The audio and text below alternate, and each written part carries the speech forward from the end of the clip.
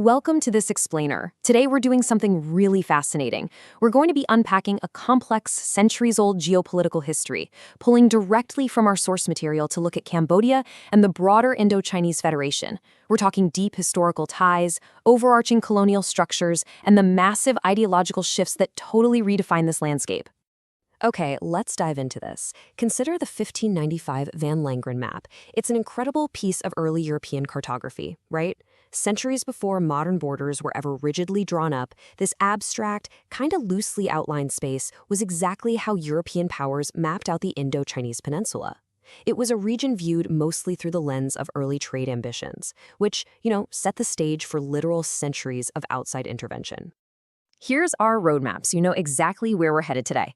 We'll start with the Indo-Chinese Federation, then move into colonial military forces, post-World War II resistance, the pivotal 1949 treaties and shifts, and finally, we'll wrap up with ideological divergence.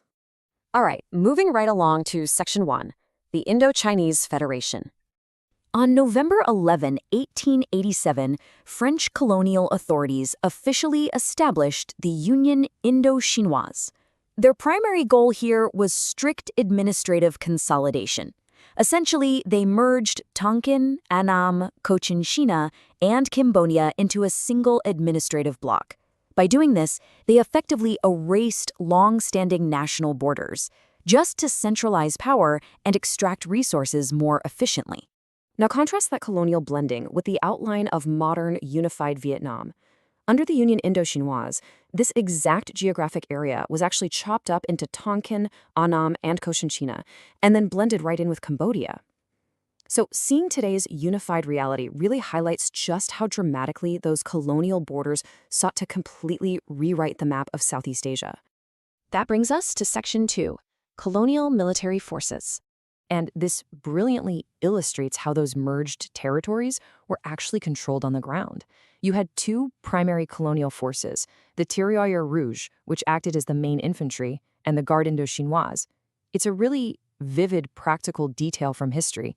They were quite literally known as the Red Legs and the Black Legs. And that name? It came directly from the color of the cloth that the soldiers wrapped around their boots. Within the Black Legs, there is one specific historical figure who is absolutely vital to track for our story, and that is Chuan.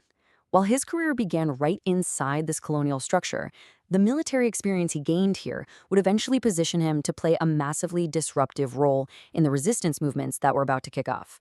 Which perfectly tees up Section 3, post-World War II resistance.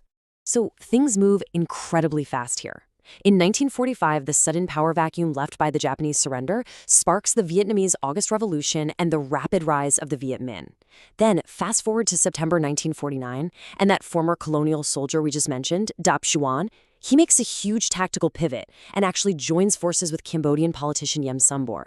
Just weeks after that, all this mounting pressure culminates in the signing of a landmark French-Khmer Treaty on November 8th. Let's focus in on that pivotal year in Section 4. 1949 Treaties and Shifts. When Chuan brought thousands of his troops over to join Sambaur, it triggered a massive chain reaction in military leverage.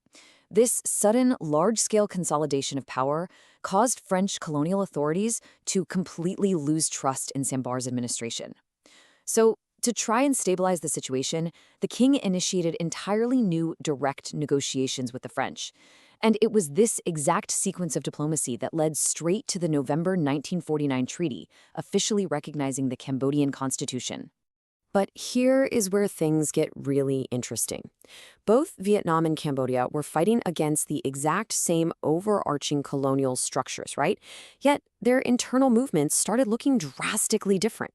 So how did the resistance movements in Vietnam and Cambodia ultimately diverge? Let's take a look.